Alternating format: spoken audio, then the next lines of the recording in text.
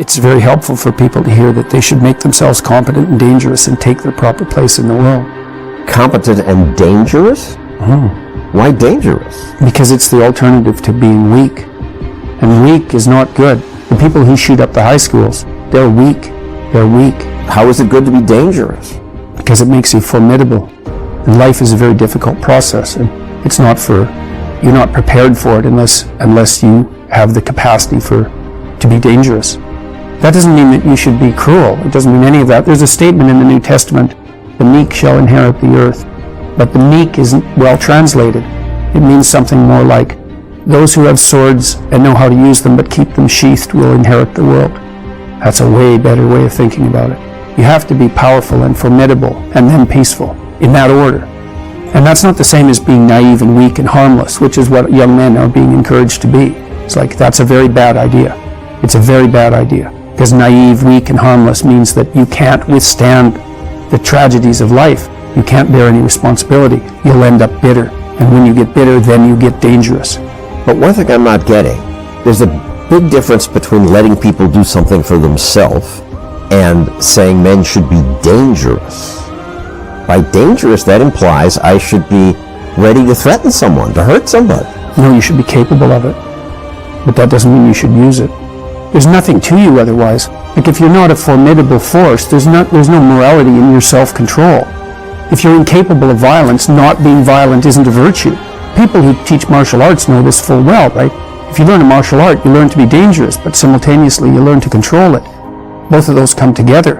And the combination of that capacity for danger and the capacity for control is what brings about the virtue. Otherwise you confuse weakness with moral virtue. I'm harmless, therefore I'm good. It's like, no, that isn't how it works. That isn't how it works at all. If you're harmless, you're just weak. And if you're weak, you're not going to be good. You can't be, because it takes strength to be good. It's very difficult to be good. You might say that someone who is incapable of cruelty is a higher moral being than someone who is capable of cruelty. And I would say, and this follows Jung as well, that that's incorrect, and it's dangerously incorrect, because if you are not capable of cruelty, you are absolutely a victim to anyone who is. And so, part of the reason that people go watch anti-heroes and villains is because there's a part of them crying out for the incorporation of the monster within them, which is what gives them strength of character and self-respect, because it's impossible to respect yourself until you grow teeth.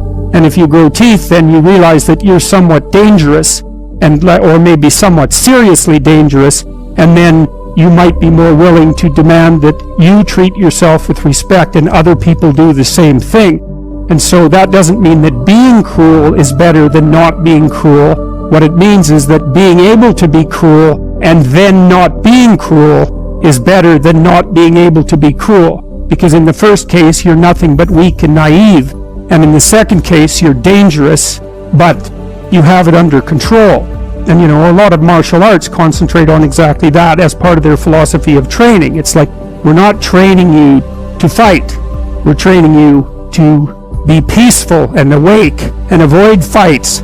But if you happen to have to get in one, and I guess the philosophy also is that if you're competent at fighting, that actually decreases the probability that you're going to have to fight, because when someone pushes you, you'll be able to respond with confidence, and with any luck, and this is certainly the case with bullies, with any luck, a reasonable show of confidence, which is very much equivalent to a show of dominance, is going to be enough to make the bully back off.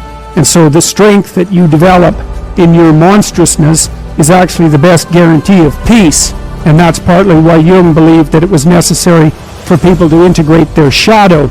And he said that was a terrible thing for people to attempt, because the human shadow, which is all those things about yourself that you don't want to realize, reaches all the way to hell. And what he meant by that was, it's through an analysis of your own shadow that you can come to understand why other people are capable, and you as well, of the sorts of terrible atrocities that characterized, let's say, the 20th century. And without that understanding, there's no possibility of bringing it under control. When you study Nazi Germany, for example, or you study the Soviet Union, particularly under Stalin, and you're asking yourself, well, what are these perpetrators like? Forget about the victims, let's talk about the perpetrators. The answer is, they're just like you. And if you don't know that, that just means that you don't know anything about people, including yourself. And then it also means that you have to discover why they're just like you. And believe me, that's no picnic. So that's enough to traumatize people, and that's partly why they don't do it. And it's also partly why the path to enlightenment and wisdom is seldom trod upon, because if it was all a matter of following your bliss and doing what made you happy, then everyone in the world would be a paragon of wisdom. But it's not that at all. It's a matter of facing the thing you least want to face.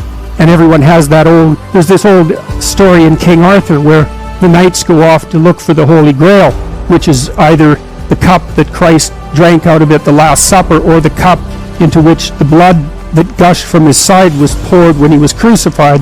The stories vary, but it's basically a holy object, like the phoenix in some sense, that's a representation of transformation.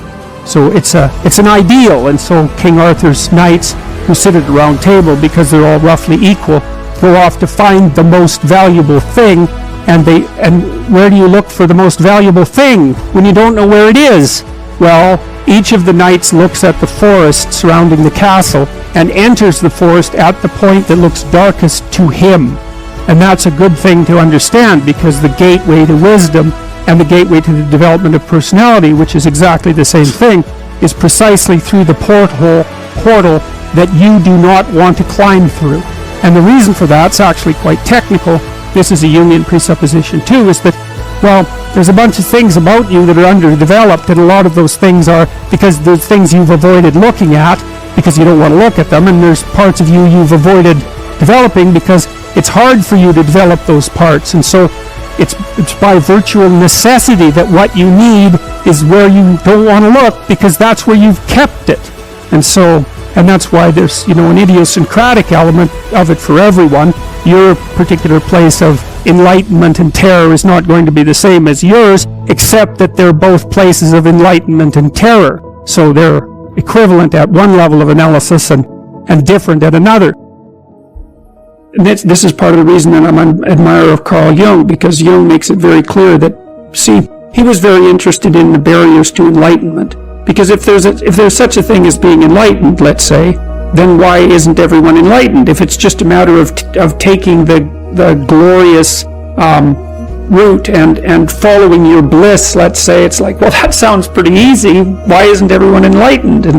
But Jung's thinking isn't like that at all. He believed that in order to transform your personality, that first of all you had to be disciplined, that's for sure, but you also had to integrate that part of you that was terrible and capable of breaking rules and make it part of you. And I really like that idea. Well, here's an example. So about 20 years ago, I would say, there was a newspaper headline in one of Canada's major newspapers, and it was the Minister of Foreign Affairs at that time, Lloyd Axworthy, and he was talking about what had happened with Milosevic in the former Soviet Union in Yugoslavia, and the atrocities that were being committed. And he said that he was caught unawares by that because he didn't have the imagination for that kind of evil. And I thought, well, you think that what you're doing is signaling your virtue by making a statement like that, but from my perspective, all you're doing is stating your cowardice and your historical ignorance, because if you're going to be Minister of Foreign Affairs, you bloody well better have imagination for that kind of evil, because if you don't, then anyone who does wins. They beat you. And so again, in the Harry Potter stories, you see, he's touched by evil, right? He actually has a soul fragment that's embedded within him that's as black as anything can possibly be. That's why he could talk to snakes. But without that, he wouldn't be able to have any victory. And that's exactly right psychologically. Unless you can think the way that an evil person thinks, then you're defenseless against them, because they'll go places you can't imagine, and then they win. And so the best men I've met, it was interesting even when I was in junior high and high school, because most of my friends dropped out, by the time they were grade 10, thereabouts. And a lot of them were guys who developed physically. They're pretty powerful, and they're just damn sick of putting up their hand to go to the bathroom. It's like, they're not doing that anymore. One of my friends got kicked out when he sort of challenged the gym teacher. physically. And the gym teacher, he could do an iron cross. He was a tough guy, and so it was no trivial matter for my friend to stand up to him, but he got expelled anyways.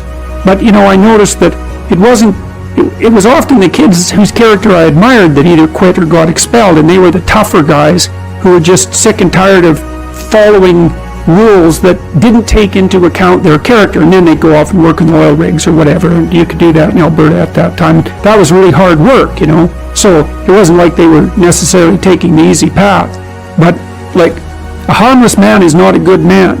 A good man is a very, very dangerous man who has that under voluntary control.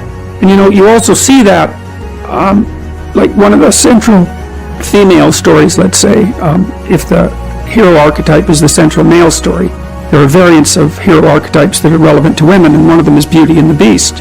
And, Beauty isn't interested in the guy who isn't the Beast.